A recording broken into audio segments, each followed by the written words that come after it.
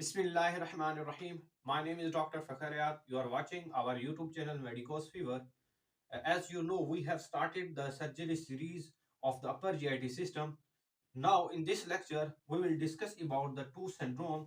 One is that of the Mallory-Weiss syndrome और दूसरा है बोर-हीव syndrome. अब जो मिलरी वेस सिंड्रोम है और बोर हीव सिंड्रोम है, इन दोनों की एक की तो कहानी है, एक की तो मैं कहानी सुनाऊंगा और कहानी में ही आपको समझ आ जाएगा। ठीक है, मिलरी वेस सिंड्रोम होता क्या है? अब मोस्ट प्रोबेबली क्या होता है यहाँ पे, this is part of the our oesophagus और ये क्या है, स्टमक है। जब भी क्या होगा, स्टमक का जो कंटेंट है अगर वो रीगर्गिटेट करे, क्या हो, रीगर्गिटेशन, तो यहाँ पे क्या होता है, एक स्क्वेमसो कलमनर जंक्शन होता है, ये स्क्वेमस एपिथेलियम है। As you know, epithelium of the oesophagus is the squamous epithelium, और इसके साथ साथ एक जंक्शन होता है जिसे स्क्वेमस और कलमनर, ताकि यहाँ पर वो जो यहाँ से स्टमक स्टार्ट होता है वहां से कलमनर एपिथेलियम स्टार्ट हो जाती है। अब यहाँ पे क्या होता है, अगर बैक फ्लो होगा, स्टमक से बैक फ्लो होगा, regurgitation, in case of the regurgitation there is a vertical tear.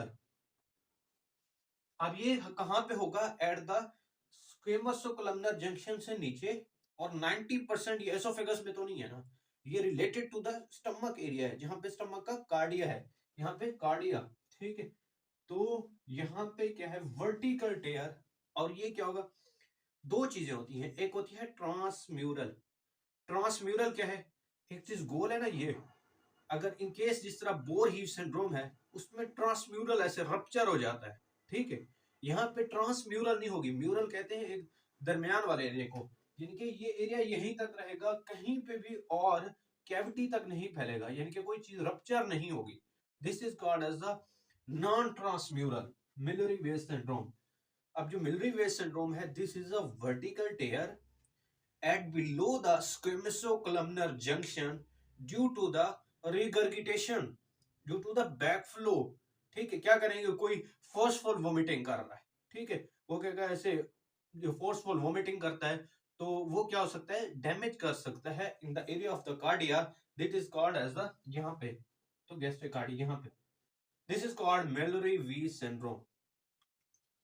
अब इसकी जो मोस्ट प्रोबेबली है, अब यहाँ पे क्या हो सकता है, एक इसकी पेशेंट कैसे प्रेजेंट कर सकता है, तो जो वो करेगा, वोमिटिंग करेगा, तो उसके साथ साथ उसको ब्लड भी आना स्टार्ट हो जाएगा। ठीक है, तो वहां पे क्योंकि ब्लड वेसल्स पड़ी हैं, हमारे पास क्या पड़ी है, लेफ्ट गैस्ट्रिक आर्टरी पड़ी है। ठीक है, लेफ्ट गैस्ट्रिक आर्टरी सप्लाई कर रही थी। अब इन दिस केस, अगर यहाँ पे वेन्स है, ये आर्टरी है, ठीक है, अगर वो यानी कि साथ यानी कि इन्वॉल्व हो गई है, तो रप्चर हो गया, तो हम मोस्ट प्रोबेबली जो ट्रीटमेंट है, treatment is the sclerotherapy.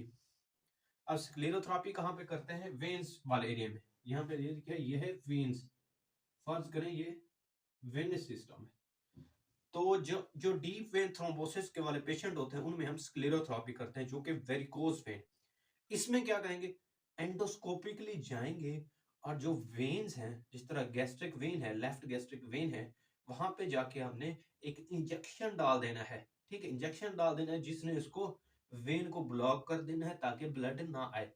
Sclerosing कर दी है हमने, उसकी फाइब्रोसिस कर दी है इंजेक्शन के जरिए, ताकि यहाँ पे वो इसकी वॉल पे जाके अटैच हो जाएगा।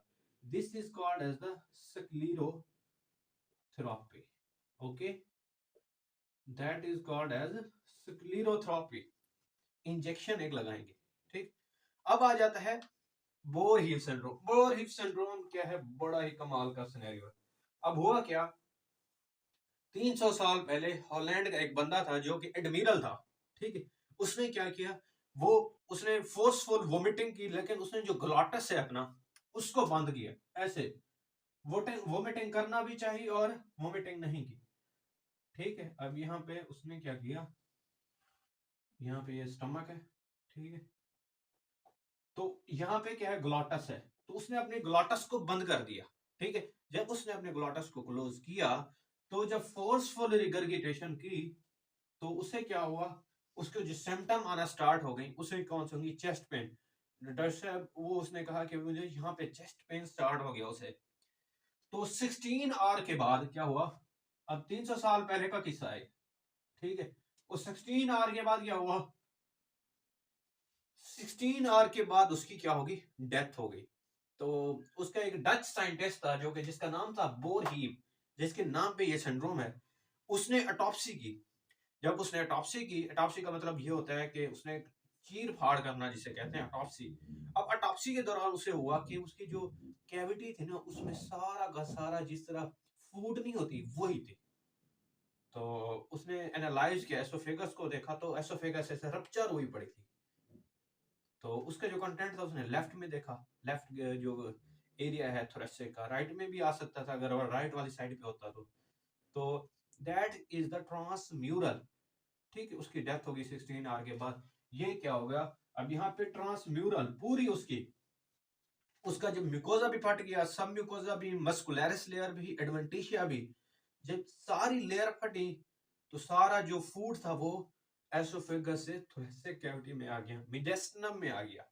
Okay, that we all discuss about the Miller-Weiss syndrome and the Voorhees syndrome. And thank you so much. Jazakallah. Allah Hafiz. And Pakistan Zindabad.